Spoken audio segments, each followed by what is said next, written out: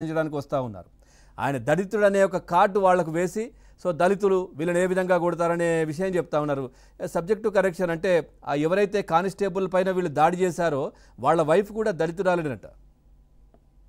పవన్ గారు, ముందుగా మీకు ప్యానెల్లో ఉన్న సభ్యులకి వీక్షకులకి గుడ్ ఈవినింగ్ అండి. నమస్తే. ఇక్కడ తప్పు ఎవరు చేస్తే వాళ్ళని ఆ శిక్షకు అర్హులుగా చూడాలి, కానీ దళితులు లేకపోతే కులాలు మతాలు ఏంటండి అసలు? ఇది ఈ కల్చర్ వచ్చిందే జగన్మోహన్ రెడ్డి దగ్గర నుంచే వచ్చింది ఈ కల్చర్. ఇంతకు ముందు ఎవరు తప్పు చేస్తే అది వాళ్ళకి ఆపాదించాలి, కానీ ఆ కార్డు ఎందుకు తీసుకొస్తారో అర్థం కాదు.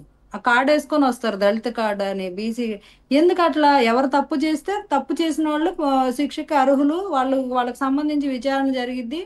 వాళ్ళు చేయకపోతే వాళ్ళ మీద నిజంగానే వాళ్ళు చేస్తే, ఇప్పుడు ఆవిడ చెప్తుంది వెరీ క్లియర్ గా, కానిస్టేబుల్ వైఫ్ వచ్చి బయటకు వచ్చి చెప్తుంది వాళ్ళ హస్బెండ్ మీద కత్తులతోటి హత్యాయత్నం చేశారు గంజాయి మత్తులో, నా భర్తకి ఏమన్నా అయితే మా పరిస్థితి ఏంటి అని. ఇప్పుడు అది కానిస్టేబుల్ అయ్యారండి ఆ రోజు, పోలీసుల మీదే తిరగబడ్డారు వాళ్ళు గంజాయి మత్తులో. అంటే ఇంకక్కడ మహిళలో లేకపోతే ఇంకెవరో దారిలో వెళ్ళేటప్పుడు వాళ్ళు ఉన్నప్పుడు వాళ్ళు అలాగే చేస్తారు వాళ్ళ మీద. ఇప్పుడు ఈ రకంగా ఇప్పుడు మహిళల మీద ఆయన ఆయన టైంలో వైఎస్ జగన్మోహన్ రెడ్డి గారు సీఎంగా ఉన్నప్పుడు ప్రతి చోట మహిళల మీద ఎన్ని అఘాయిత్యాలు జరిగాయండి. ఇప్పుడు జరుగుతున్నాయి కాదనట్లేదు, కానీ రేషియో చూసుకుంటే అర్థమైంది. ఎందుకంటే మత్తులో యువతని మగ్గ పెట్టేసి ఆయన ఏం చేయకుండా గంజాయి మత్తులో గంజాయి అమ్ముకుంటా, గంజాయి పండించుకుంటా, యువతలకి ఉద్యోగాలు కల్పించకుండా, యువతకి ఉపాధి అవకాశాలు కల్పించకుండా వాళ్ళని గంజాయి మత్తులో పెట్టారు కాబట్టి అంత క్రైమ్ పెరిగింది.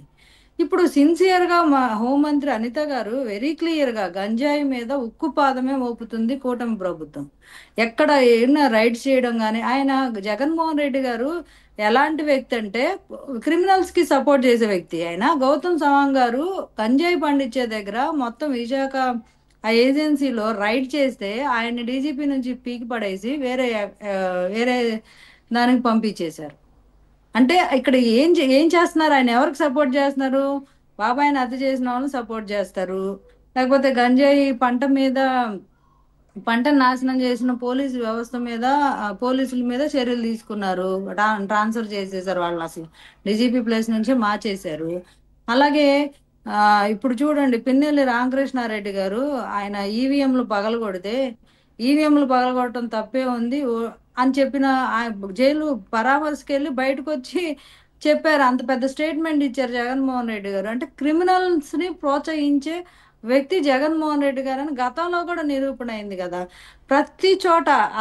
ఇప్పుడు కోనసీమ జిల్లాలో కూడా అండి, అమలాపురం దగ్గర ఆయన ఒక మంత్రి విశ్వరూప్ గారు ఎవరు, వాళ్ళ ఇంటి దగ్ధంలో కూడా ఎంత సీన్ క్రియేట్ చేశారంటే, రెండు వర్గాలకి చిచ్చు పెట్టి రెండు గ్రూపులుగా కొట్టుకొని ఉండేలాగా, అంటే ఆయన రాజకీయ లబ్ధి కోసం, ఆయన స్వలబ్ధి కోసం దళితుల్ని ఒక పావుల్లాగా వాడుకుంటారు జగన్మోహన్ రెడ్డి గారు. అంతేగాని వాళ్ళ మీద ఎలాంటి ప్రేమ లేదు. అసలు విచిత్రం ఏంటంటే, జగన్మోహన్ రెడ్డి గారి కాలంలో ఆయన పరిపాలన ఉన్నప్పుడు అత్యధికంగా ఎస్సీ ఎస్టీ అట్రాసిటీ కేసులు ఎక్కువ నమోదైంది ఆయన గవర్నమెంట్లోనే. అంటే దళితుల రక్షణ కోసం పెట్టిన ఒక యాక్ట్ని వాళ్ళకే రివర్స్గా ఉపయోగించి దళితుల మీదే దళితులు కేసు పెట్టేలాగా చేసిన గొప్ప ఘనత జగన్మోహన్ రెడ్డి గారికి ఉంది. అంటే ఎక్కడికి వెళ్ళినా ఈ దళిత్ కార్డ్ అనేది చాలా ప్రాపర్గా యూజ్ చేసుకొని రాజకీయ లబ్ధి, రాజకీయ పబ్బం గడపాలనుకునే ఒక వ్యక్తి ఆ వర్గం కోసం ఆలోచిస్తాడు, వాళ్ళ యోగక్షేమాలు ఆలోచిస్తారు అంటే అది ఇంకా ఎడారిలో ఏదో ఓయాసిస్ లాగే ఉంటది. ఆయన దగ్గర నుంచి అది ఎక్స్పెక్ట్ చేయకూడదు. దళితులకు కూడా గమనించాల్సింది ఏంటంటే, దళితుల బీసీల లేకపోతే అలా కాదు, ఎవరు అయితే తప్పు చేశారో వాళ్ళకి పరిమితం చేయండి, దాన్ని ఆ మొత్తానికి ఆపాదించకండి దయచేసి. ఇప్పుడు ఏమైపోతుందంటే అండి, ల్యాండ్ కబ్జాలు అవి వైఎస్ఆర్సీపీ పార్టీలోనే జరిగే ఎక్కువ. దళితుల భూమిని ఆక్రమించుకున్నారు, ఒక్కళ్ళు వచ్చి మాట్లాడరు. అదే ఇప్పుడు ఏదైనా ఇష్యూ బయట గతంలో జరిగిన ఇష్యూ, వైఎస్ఆర్సీపీ పార్టీ అధికారంలో ఉన్నప్పుడు జరిగిన ఇష్యూస్ ఇప్పుడు కొన్ని బయటకు వస్తుంటే, ఇప్పుడు ఎవరైనా లీడర్స్ చేశారేమో అని అనుకొని అదే దళిత కార్డు వేసుకొని వస్తారు. ఇలాంటివి చాలా ఎలా అంటే ఒక రాజకీయానికి ఒక పావులాగా వాళ్ళని వాళ్ళ వాళ్ళ అస్తిత్వాన్ని వాడుకుంటున్నారు తప్పితే వాళ్ళ కోసం ఆలోచించే వాళ్ళు లేరు. ఇప్పుడు ఆ ముగ్గురు యువకులు కూడా అంటే ఒక ఒక రౌడీ షీటర్ దగ్గరో లేకపోతే ఎవరికో ఒక పొలిటికల్ ఇన్ఫ్లుయెన్స్డ్ పర్సన్స్కి వాళ్ళు నమ్మిన బంటులా పనిచేసి ఏదో ఏదో వాళ్ళు ఎంతో కొంత పేమెంట్ ఇస్తే ఏదైనా చేసే స్థాయిలో అలాగ ట్రైన్ అయిన వ్యక్తులు గంజాయి మత్తులో ఒక కానిస్టేబుల్ మీద హత్యాయత్నం చేశారంటే అది ఏమన్నా చిన్న విషయం అండి అసలు?